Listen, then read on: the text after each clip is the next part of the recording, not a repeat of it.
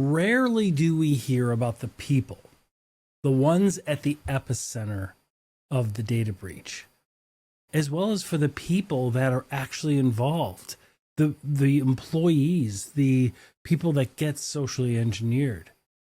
Did you know that they wind up suffering a lot? Like, they oftentimes will have identity theft, their life savings, their 401ks drained. Many of them that we've talked to have had to go through personal bankruptcies.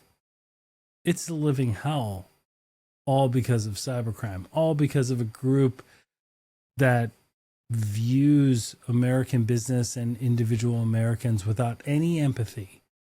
And they view us as the enemy, when all we're trying to do is make sales and grow a brand. So the thing to keep in mind is that this isn't about data. It's about all of us. Every breach has a human fingerprint, a mistake, a shortcut, a click that we didn't pause for before making.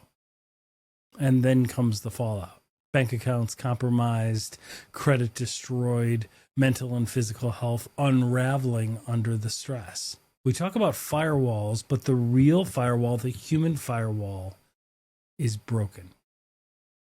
We have a higher dependence now on technology than ever before in the history of humankind. We used to have two worlds, right? A physical, kinetic world, and we had computers around us, whether it's at the office or at home, right? Big white boxes, remember those? And it was great, but the truth is if the computers went down, you know what? Overall, we were fine. We really were. We still had processes. We could still conduct sales, do work, render healthcare. We could conduct business transactions, be involved in commerce. Things still worked despite the breaking down of the computers.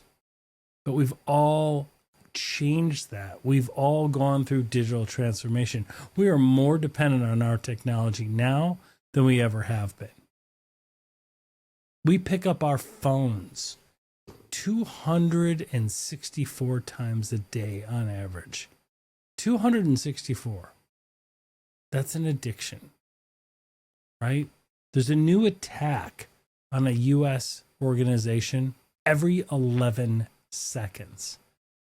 Cybercrime now ranks as the third largest economy in the world. There's the United States, China, and then cybercrime. It is more revenue generated than the international drug trade and has been more for the last 6 years in a row. And what's more is that what's also not in the news is the fact that small, mid-sized businesses, think fewer than 100, 200 employees, those get hit more than the big guys, more than the enterprise size organizations. But those are never in the news. Why? Because they're not household names.